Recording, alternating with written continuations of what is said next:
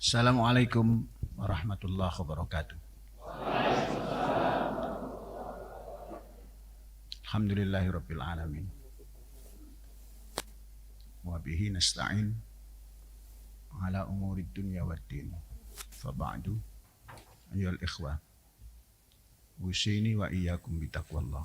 Faqad faza man ittaqa.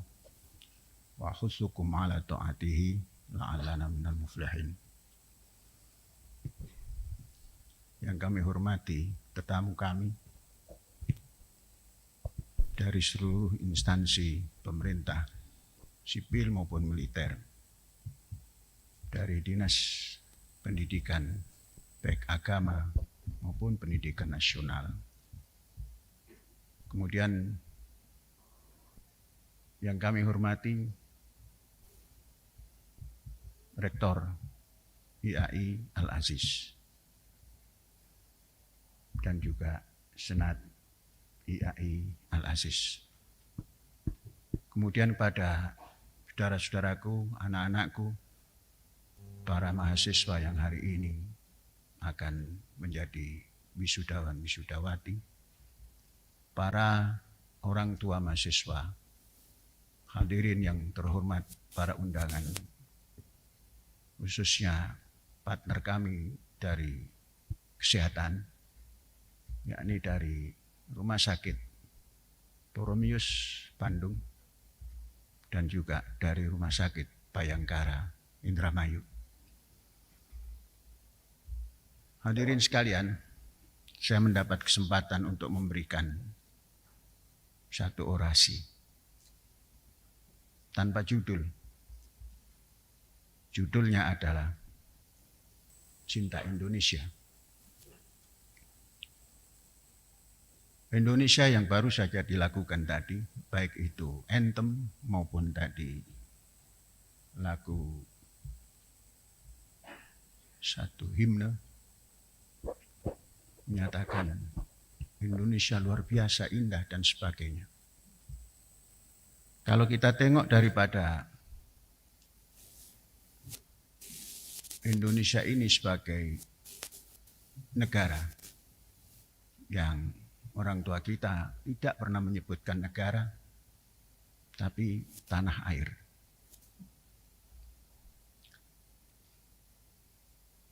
Indonesia, kalau negara itu baru dideklar pada 28/10/28. Tanggal 28 bulan 10 tahun 1928. Baru muncul deklarasi atau proklamasi sepihak, yakni para pemuda tampil seumur anak-anakku mau saudara-saudaraku yang sekarang mau diwisuda, bahkan lebih muda lagi. Tampil dengan satu keberanian tekad, satu nusa, satu bangsa, satu bahasa, Indonesia. Kemudian tampil lagi dengan satu anthem, yaitu anthem Indonesia Raya. 3 stansa. Indonesia Raya bukan Nusantara. Nusantara adalah masa lalu daripada perjuangan Indonesia. Karena kalau ditengok, Nusantara adalah Asia Tenggara. Maka bangsa Indonesia mengambil satu sikap dalam perjuangan 17 tahun kemudian setelah proklamasi kemerdekaan pertama, yakni mendeklar adanya Indonesia, menetapkan bahwa Indonesia Raya adalah dari Merauke sampai ke Sabang, bekas kekuasaan Belanda. Maka keluarlah statement dari Merauke sampai ke Sabang, berjajar pulau-pulau, sambung menyambung menjadi satu. Itulah Indonesia. Dan seterusnya. Dari timur sampai barat. Walaupun awal daripada lagu itu adalah dari barat sampai ke timur. Itu menyalahi sunnatullah, mesti dirubah, berani merubah. Dari timur sampai ke barat. Dari Sabang sampai Merauke. Perjalanan 17 tahun, para pemuda yang tidak banyak jumlahnya, yang telah memegang teguh keyakinannya satu nusa, satu bangsa, satu bahasa Indonesia, masuk ke dalam satu perjuangan memproklamirkan kemerdekaan Indonesia. Merdeka.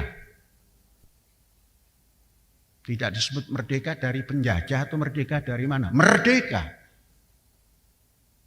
Artinya, kalau kemarin dikuasai, pemindahan kekuasaan harus dilakukan. Saudara-saudara, para wisudawan dan hadirin, merdeka. Mengambil kekuasaan, memindahkan kekuasaan. Dan sebelum merdeka, founding father kita atau parent father kita, parent founding kita,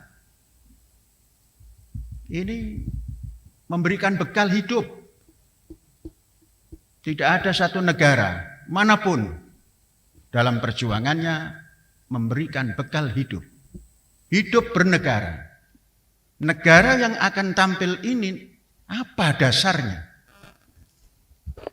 Maka dirumuskanlah preambul yang kemudian menjadi pendahulu daripada Undang-Undang Dasar. Merdeka 1945 bulan Agustus. Kalau kita hitung sampai hari ini, sebentar lagi sudah 78 tahun. Saudara-saudara, 78 tahun dalam perjalanan menuju akhir daripada tahun 2022, kita membaca berita bahwa penduduk Indonesia yang sudah merdeka 77 tahun mengalami kurang gizi yang jumlahnya luar biasa, 68%. Dari penduduk Indonesia yang hari ini berjumlah 275 juta atau sampai 280 juta, 68%, 170 juta lebih kurang gizi. Mampukah bangsa yang kurang gizi ini akan tampil seperti yang disampaikan oleh Kopertais tadi? Yang segala macam renik-peniknya. Itu adalah negara yang sudah terbang ke atas, yang bisa tampil seperti itu. Kita sudah mulai terbang, di tengah penerbangan ini kurang gizi. Sedangkan syarat hidup itu adalah sehat. Baru akan bisa cerdas. Baru akan bisa tampil sebagai orang yang punya kemanusiaan. Pantas dalam dasar negara kita ditampilkan oleh pendiri bangsa kemanusiaan yang adil dan beradab. Kemanusiaan dalam bahasa lain adalah kehidupan. Kehidupan yang adil dan beradab. Mengapa? Karena landasannya sudah ketuhanan yang Maha Esa, bukan keagamaan. Ketuhanan yang Maha Esa. Maka tampillah manusia itu, simbol manusia adalah kehidupan. Tanpa ada manusia tidak ada kehidupan. Maka kehidupan ini harus adil dan beradab. Adil dan beradab adalah menciptakan manusia itu supaya sehat, supaya cerdas, sehingga mampu mengemban kehidupannya. Saudara-saudara, bangsa ini karena lupa, Tuhan melalui lisan Nabi Muhammad, qala Rasulullah fil Qur'anil Karim, falyabudu rabb hadzal bait alladzi at'amahum min ju' wa amanahum min khauf. Patuhi penata rumah ini, penata negara ini yang mampu memberikan makan dan memberikan aman. Itu konsep ilahiyah. Makan aman. Maka dengan kenyataan yang real di depan mata dan diinformasikan oleh seluruh mass media bahwa Indonesia bangsanya kekurangan gizi 68%. 178 juta, 189 juta dari jumlah 278 juta. Ini luar biasa. Maka ini harus diberi lampu merah. Dan yang memberi lampu merah itu bukan demonstrasi. Bukan kita teriak kemana-mana. Tapi menata ulang. Menata ulang kader bangsa ini, pendidikannya. Apakah kita masih menekuni pendidikan yang ansih keagamaan? Kemudian keagamaannya itu menengok ke belakang ribuan tahun yang lalu yang dipakai landasan. Apakah pendidikan bangsa ini adalah pendidikan yang haliyah, yang bisa menjangkau hari ini dan ke depan? Kalau kita tengok visi dan misi Rasulullah tadi, yang harus ditaati adalah para pengatur sebuah rumah, kalau dibesarkan sebuah tatanan, kalau dibesarkan lagi sebuah negara yang mampu menata pangan dan keamanan. Saudara-saudara, dari mana pangan? Konghucu mengatakan nonghu kuochang. Filosof Arab mengatakan al-fallah sayyidul bilad. Bangsa kita mengatakan petani soko guruning negara.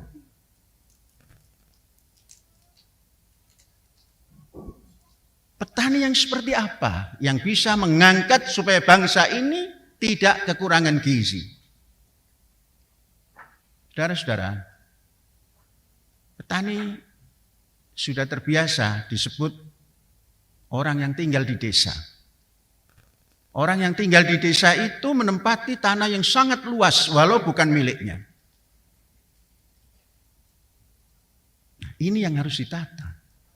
Seperti apa pertanian yang harus ditata oleh negara kita? Tentunya dengan bangsanya, pemudanya, agar mampu memberikan pangan yang cukup. Pangan yang sesuai dengan gizi yang sampai bisa mengangkat kehidupan yang adil dan beradab. Satu, kalau di Indonesia itu beras. 2, jagung. 3, kedelai. 4, telur. 5, unggas. 6, daging dari Rumenesia. Kemudian 7, ikan. 8, masukkanlah bawang dan cabai. 9, gula. 10 minyak sayur, 11 garam. Coba mari kita baca satu-satu. Adakah yang sudah netral daripada mendatangkan dari negara asing? Beras. 2-3 hari yang lalu 500.000 ton, hampir 1 juta import. Kemudian kedelai, kemudian jagung, semua import, sampai bawang import. Indonesia yang penuh ikan lautnya masih import. Nah, ini pertanian ini yang harus ditata. Dan pertanian ini harus melihat pertumbuhan penduduk. Sudahkah petani kita diarahkan ke sana? Coba kita tanya pada petani yang biasa. Untuk apa Pak bertani? Untuk supaya dapat hasil. Untuk apa? Untuk menyekolahkan anak. Bagus. Tapi tidak ada satu petani pun untuk membantu negara mengatasi kekurangan pangan. Belum ada. Dan petani kita terlalu sempit lahan garapannya. Yang punya lahan 7.000 meter persegi itu tidak semua petani. Hampir semua petani penggarap dan petani buruh. Maka ini harus ditata. Kalau ingin masuk ke dalam kehidupan yang mencukupi pangan, khususnya yang pertama tadi beras, cara bertani harus dirubah. Tidak boleh sendiri-sendiri. Mesti harus ada kooperasi dalam bekerja ini. Sebab menggarap 1 hektar adanya di tengah-tengah, tidak ada jalan. Kemudian galengan atau pematang sempit-sempit. Maka terjadilah loss produksi. Hasilnya banyak yang hilang. Kemudian ongkos angkut tinggi. Maka petani ke depan, siapa saja yang memimpin negara harus mempunyai pandangan yang jauh. Satu petani, satu kelompok tani itu minimal menggarap 1.000 hektar. Di dalam 1.000 hektar, di situ ada infrastruktur. Bisa masuk kendaraan besar pengangkut hasil dan bisa masuk alat-alat berat yang digunakan untuk pertanian. Artinya masuk pada teknologi. Tanpa teknologi tidak bisa menjawab 68% yang kekurangan gizi tadi. Harus menggunakan teknologi. Zaman sekarang zaman teknologi.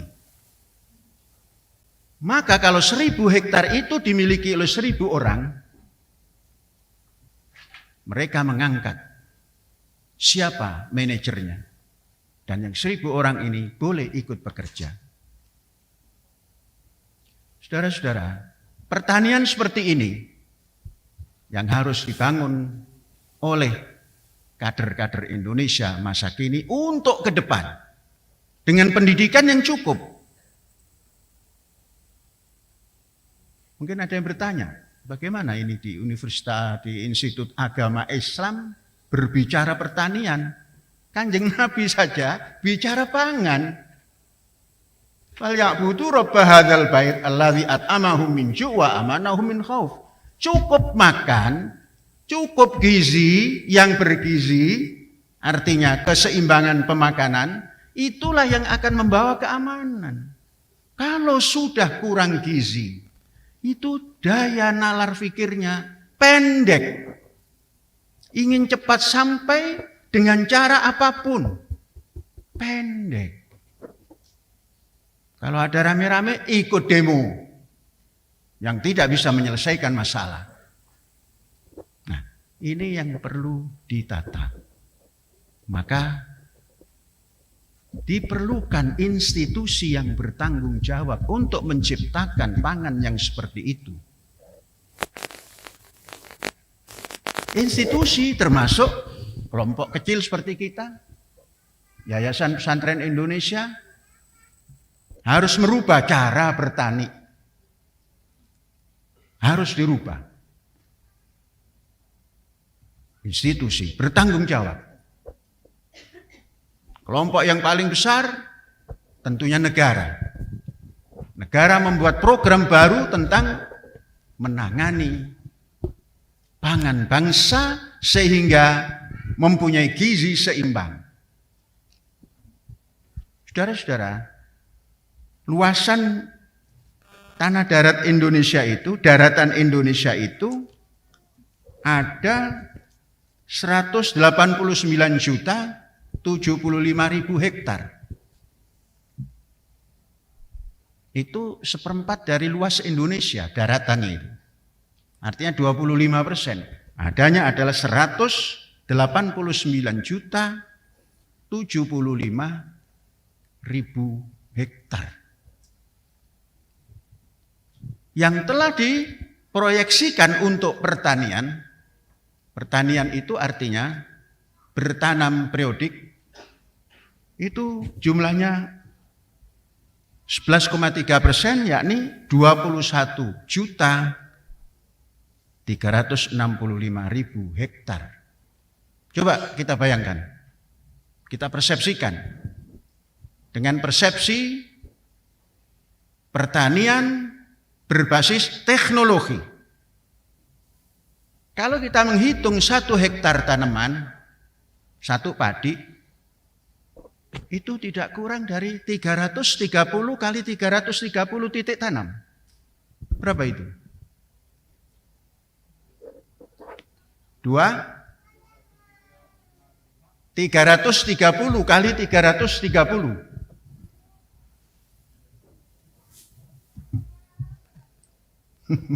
Dah. Saya yang hitung, saya bicara. 108.000 titik tanam. Gimana cara nanam? 1, harus punya bibit yang unggul. Siapa ingin bertanam harus mengenal bibit. Siapa yang ingin bertanam harus mengenal lahan.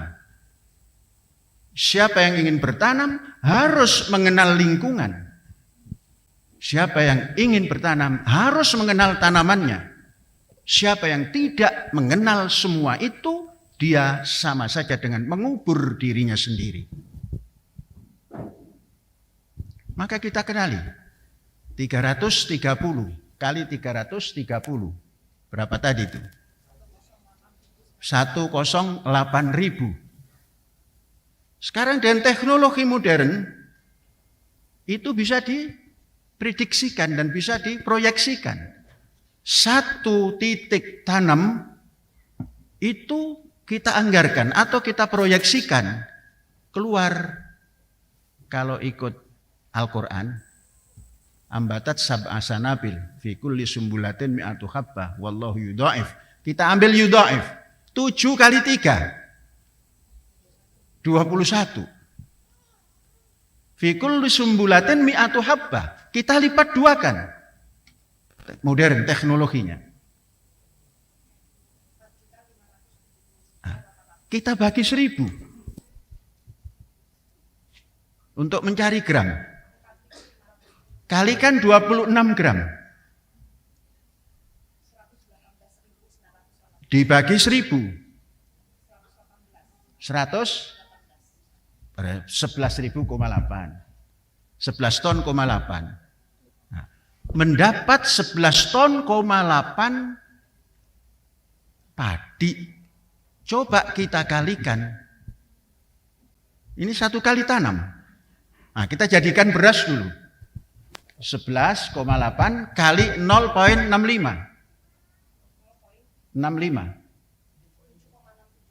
7 ton,6. Coba kita kalikan separuh daripada 21. kali 20. Kali 10 hektar. Kali 10 juta. Kali 10 juta.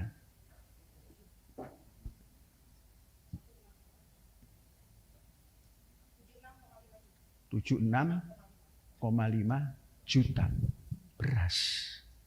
Berapa keperluan pangan bangsa kita ini? 1 bulan 10 kilo. Kalikan 16. 12 plus 4. 4 adalah cadangan pangan. Tidak boleh cadangan itu tanpa pangan itu tanpa cadangan. Berarti 160 kilo dibagi 1000. 0,16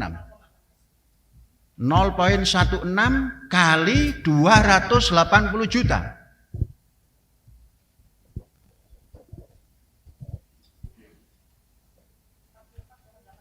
Lebih dari cukup. Lebih dari cukup. 1 kali nanam.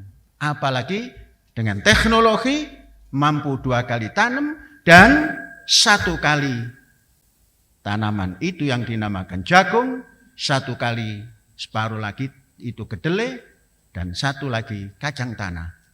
Maka kita punya sumber pangan dan sumber minyak, sumber karbohidrat dan sumber minyak sayur, minyak goreng. Dari kedelai, dari kacang. Siapa yang makan itu tiap hari, tidak ada yang namanya kurang gizi. Berarti bangsa kita hari ini belum cukup makan nasi plus kedelai plus sayur jagung. Yang minim saja belum. Maka terjadilah 68% kurang gizi. Tanggung jawab siapa? Tanggung jawab para sarjana. Jadi kalau sarjana hanya buka buku, duduk di meja, cerita ini itu nonsen. Tidak ada arti. Falyabudu rabb hadzal bait alladzi at'amahum min ju' wa amanahum min khauf. Kemudian orang mengatakan bahwa Indonesia ini kurang subur sekarang. Ya kurang subur karena tidak tampil dengan teknologi agriculture yang tinggi. Maka setiap lokasi 1000 hektar tadi yang ditata, di situ ada ternak ikan, walaupun ikan darat, di situ ada ternak itik sehingga menghasilkan telur, di situ ada lembu sehingga menghasilkan daging.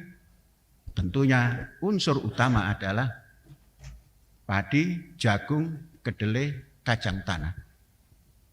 Dan bisa menanam sayur mayur. Nah, saudara-saudara, ini perlu konsep besar. Dan perlu tenaga mahir. Sekarang tenaga mahir pertanian, pendidikannya dari mana? Bukan dari sarjana pertanian. Sarjana pertanian itu hanya cerita.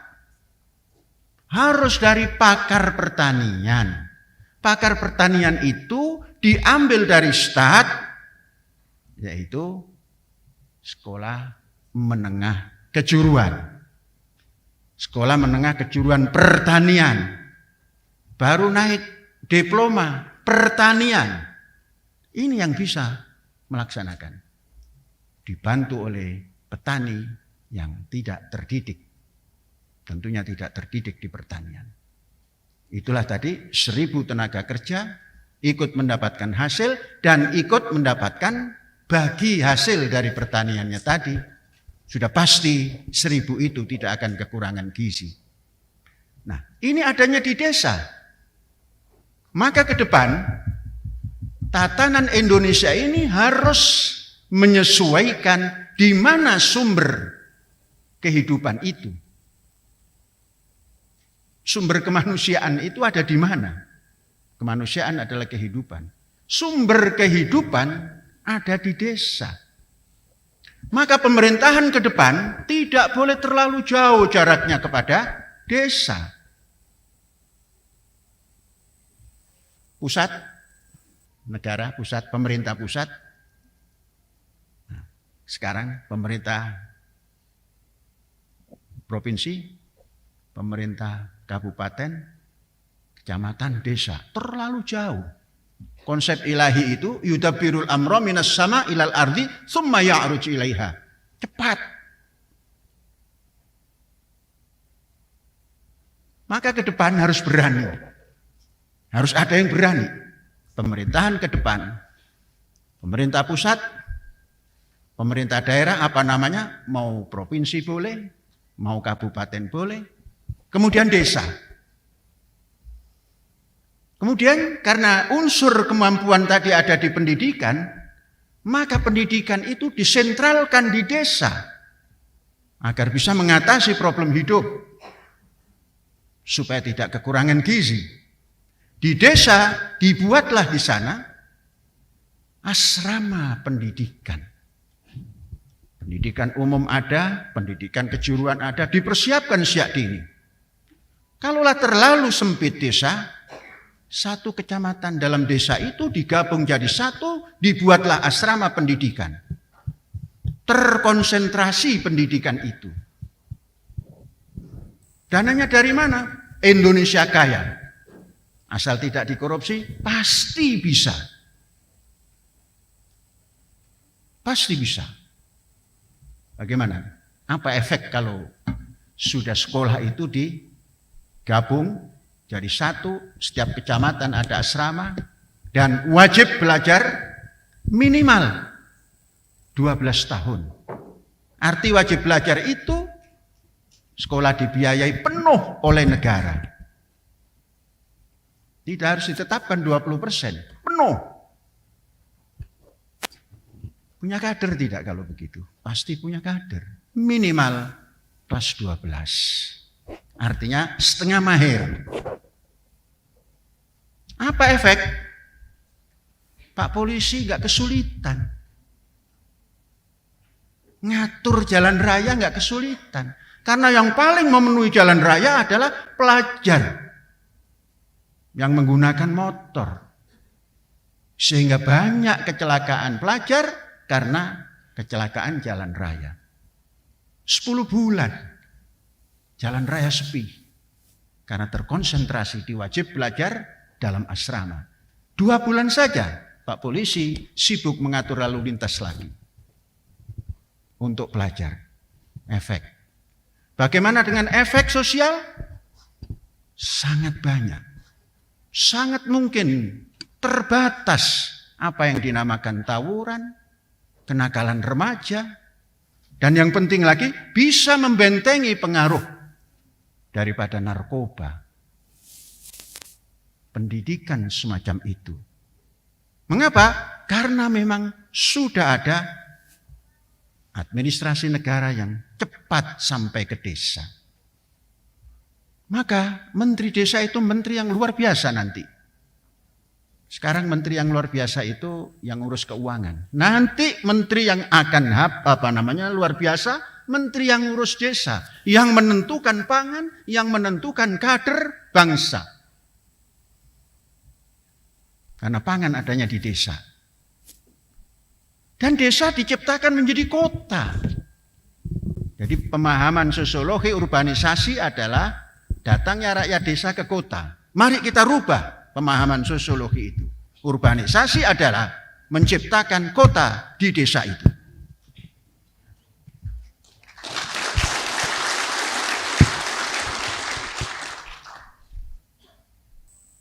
Ini cita-cita, harapan. Dan bangsa ini tidak boleh putus harapan. Coba Israel itu, apa lagunya? Harapan. Anthem negaranya harapan. Nah kita anthem negaranya sudah luar biasa.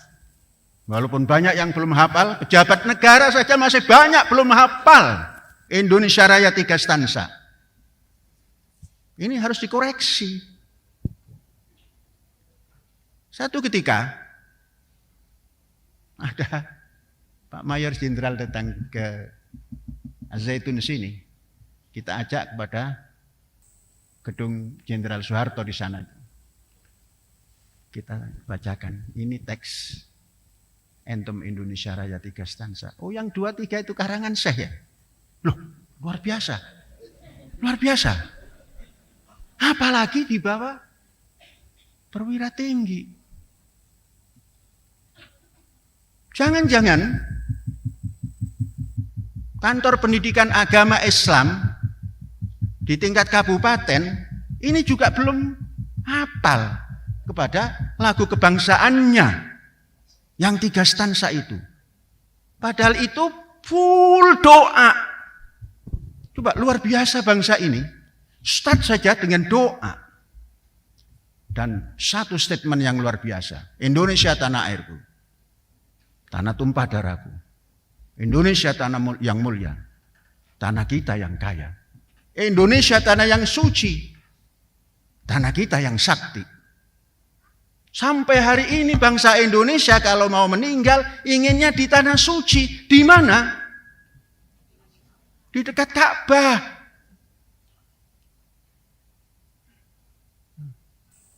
Kan keblinger itu. Keblinger. Nggak tahu disepakati apa enggak oleh Fakultas Syariah ini. Mengapa kita sudah statement Indonesia tanah yang suci, tanah kita yang sakti. Di sanalah aku berdiri, jaga ibu sejati. Tuh. Tapi ingin mati di tanah suci, bukan di negerinya yang suci ini. Bayar 50 juta.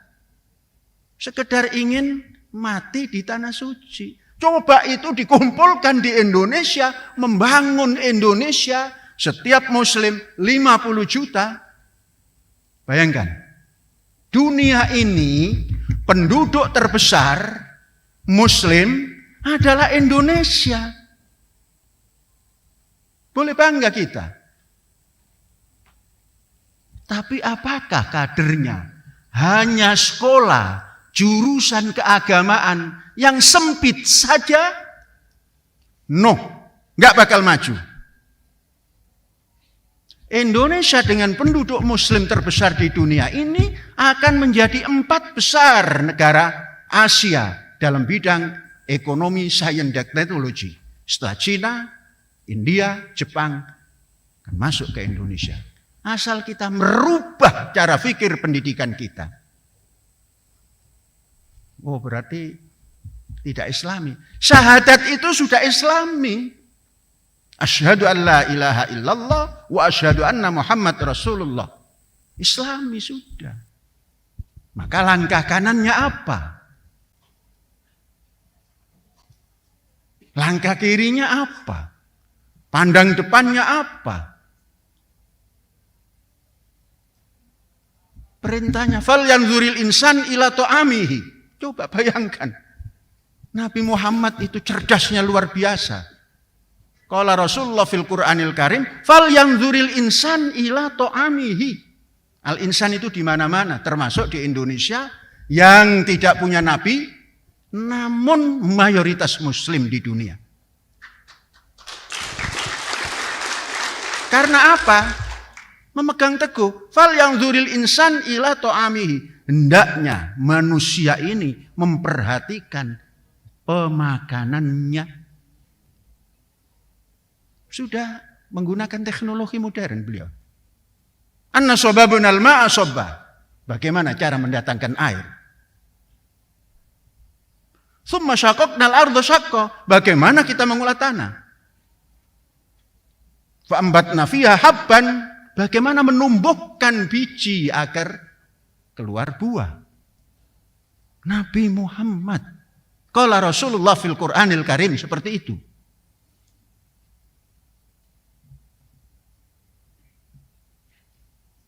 Nah, saudara-saudara, ya sudah menjadi wisudawan syariat, ekonomi syariat. Ya enggak usah diembel-embeli syariat, ekonomi gagah sudah. Kalau nanti syariat ada pengikatnya itu. Bank Nyarum, bank syariat gitu kan. Saudara-saudara, saya cerita. Mengapa saya tidak terlalu suka menjadi bank nasabah bank syariat? Karena ada embel-embelnya. Ya bank saja. Oh itu riba. Oh bisa tidak riba. Innamal bai'u mislur riba. Perdagangan itu melaksana riba. Gimana supaya tidak riba? Ayo tawar-menawar dengan bank. Bank menawarkan 5%. Oh kamu terlalu tinggi. Yang kaya kamu saja nanti. Yang kami tidak bisa cepat kaya. Gimana kalau dibagi 2? Kalau sudah begitu itu tawar-menawar. Itu al-bai'. Hilang riba. Tanpa harus diembel-embeli bank syariah. Ada syariat siapa? Syariat BCA.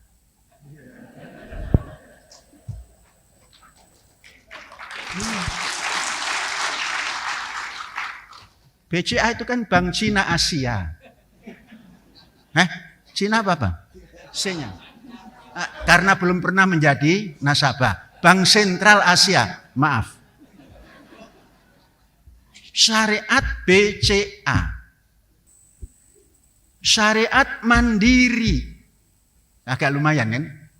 Karena syariat yang mandiri. Ini syariat BCA tadi. Dan lain-lain. Kenapa tidak bank saja kemudian kita tangguh untuk bernegosiasi terhadap lebihan daripada yang dipinjamkan itu atau faedah. Nah, saudara-saudara yang dari ekonomi syariat, jangan pernah syariat itu menjadi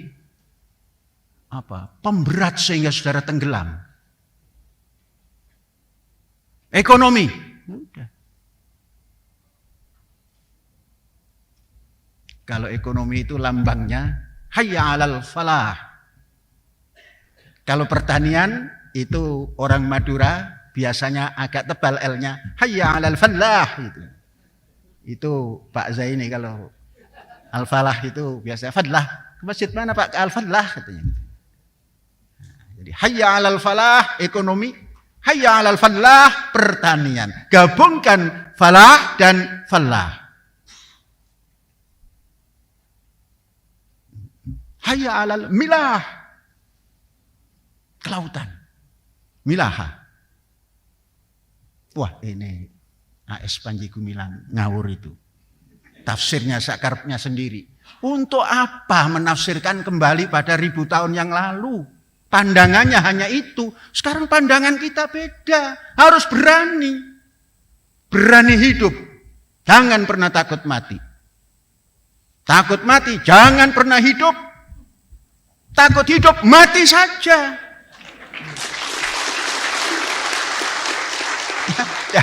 Daripada hidup kekurangan gizi. Jadi saudara-saudara, ini cinta Indonesia seperti ini. Saya gambarkan seperti ini. Maka agriculture itu kaitannya satu.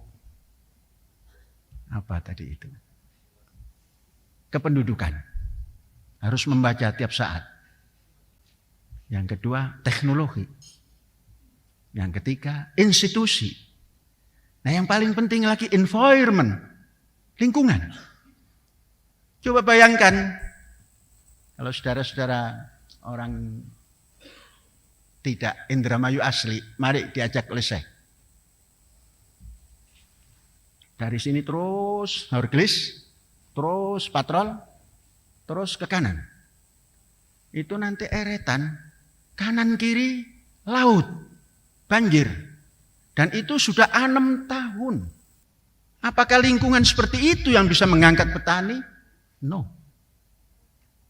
Bagaimana pemerintah setempat belum menjamah? Nah, maka harus ada yang berani. Nah tunggu.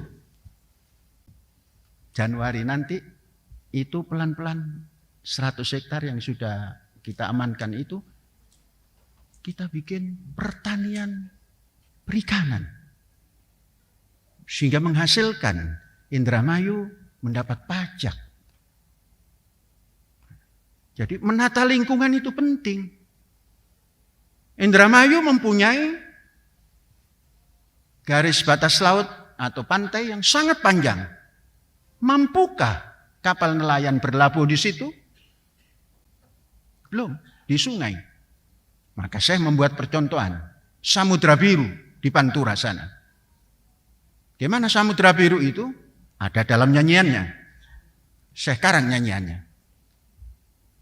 Terbentang sepanjang pantai, pelabuhan Samudra Biru. Nah itu, mendengung gitu. Pantura Indramayu, berlabuh kapal nelayan, mengais rizki ilahi, sumber alam Indonesia yang kaya tak terhingga, nelayan tradisional kontemporer, bahu membahu kerjasama tak terhingga, membangun negeri tercinta, daratan dan lautannya, Indonesia Raya kekal abadi. Dimulai dari Laut Indramayu, eretan kulon. Terus nanti ke eretan wetan. Kemudian ke Sukra. Sampai perbatasan itu yang ngebul itu apa itu? Bukan yang ngebul. PLTU. Itu ngebul terus itu. Membuat polusi udara. Nah kita membuat penataan environment yang bagus. Ini harus dipercontohkan. Diberi contoh. Sebentar lagi agriculture yang saya sebut tadi akan dicontohkan oleh kita dalam areal 150 hektar. Tunggu tanggal mainnya, di sana nanti akan bisa menjadi percontohan. Sehingga bangsa ini tidak selalu membanggakan Thailand. Apa itu Cina Selatan itu? Taiwan, Jepang, Amerika, lah negaramu. Tidak bisa dicontoh. Az-Zaitun tampil besok 1 Januari. Pak Kopertes nanti kami undang untuk pemancangan patok pertama. Tidak luas. Tidak luas, hanya 150 hektar, tapi dalam satu hamparan. Situ nanti ada sapi. Di situ ada kambing. Di situ ada itik yang menghasilkan telur. Jangan telur ayam, kurang bagus. Telur bebek. Sehingga tidak import lagi ke Amerika itu bibitnya. Cukup bebek Indramayu. Di situ ada kambing. Sapi, saudara-saudara. Bangsa Indonesia ini sukanya kalau pelihara sapi penggemukan. Ambil sapi Australia.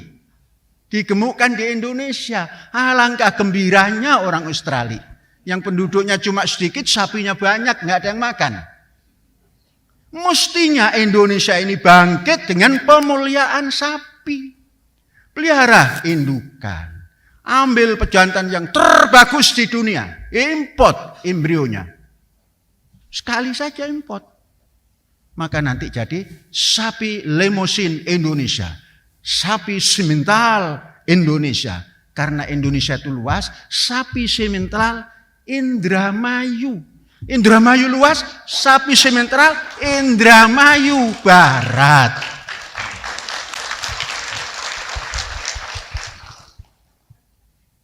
Coba, kalau musim kurban, itu semua pesohor-pesohor, bintang film dan penyanyi itu, inginnya yang besar itu sapinya. Kemarin, Idul Adha kemarin, Pak Presiden mengumumkan kurbannya 1 ton 100. Nazarudin yang dari Indosiar itu, yang penyanyi, Nazar ya, Ya, nazar dangdut. Langsung ke Jawa Tengah mencari sapi yang beratnya 1,2. Dapat. Raffi Ahmad tidak mau kalah dengan Nazar. Nazar cuma pedangdut. Raffi pengusaha dan lain-lain. Datang lagi ke Jawa Tengah. Mendapatkan sapi 1.300. Diumumkan. Akhirnya Pak Presiden nambah 1 lagi. Ya nggak apa-apa. Wow, itu jor-joran. Ora apa-apa, jor-joran untuk memberi makan. Daripada jor-joran, hajatan. Banyak-banyak undangannya. Gitu. Itu jor-joran namanya. Kalau jor-joran kurban, bukan jor-joran. Mari kita siapkan. Kalau kita menyiapkan lembu dalam 1 periode, 1 hari 365 sapi yang beratnya 1,5 ton. Terus hasilnya kita taruh di showroom. Showroomnya di Pantura, kita kasih kaca. Kita asik. Kan biasanya bintang film inginnya yang bagus itu. Dibuka kafe, ingin sapi yang mana? Ambil. Namanya sapi kurban itu bukan kilogram. Kalau harga hidup 85.000, untuk sapi kurban berapapun dibeli. Tampilkan yang 1.500 kilo.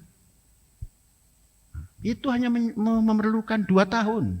Dengan teknologi pakan yang bagus. Maka tadi ada jagung. Jagung itu ditanam mataan lakum wali an'amikum. Jagung manis, jagungnya untuk kita. Itu putrenya untuk sapi, batangnya untuk sapi. Mataan lakum wali an'amikum. Cepat. Enggak usah nanam rumput. Nanam rumput itu sepihak. Sapi saja yang dapat untung. Manusianya kurang gizi. Jadi nanamlah jagung pakan atau jagung manis, kitanya dapat gizi, sapinya dapat protein dan cepat besar. Saudara-saudara, ini simpul daripada, nggak pakai disimpulkan ya, ujung daripada cerita dalam wisuda ini. Jadi pesan saya kepada wisudawan, jangan jadi sarjana angkuh dengan kesarjanaannya. Jadilah sarjana yang membumi, sekalipun fakultas yang Anda masuki bukan fakultas bumi. Tapi Anda tinggal di bumi. Minha khalaqnakum wa fiha nu'idukum wa minha nukhrijukum taratan ukhra. Cintai bumi.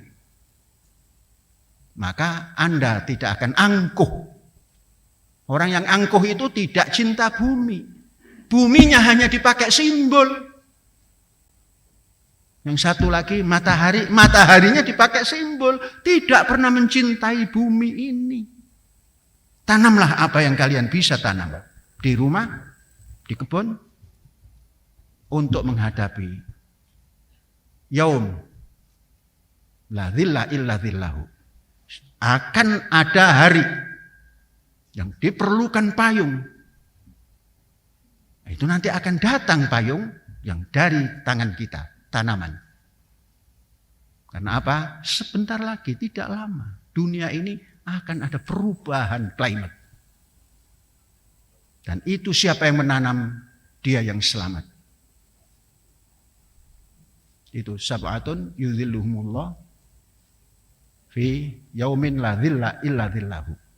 1, imamun adil. Pemimpin yang adil, artinya manusia ini jangan selalu pakai payung kertas, payung kain, payung ilahi.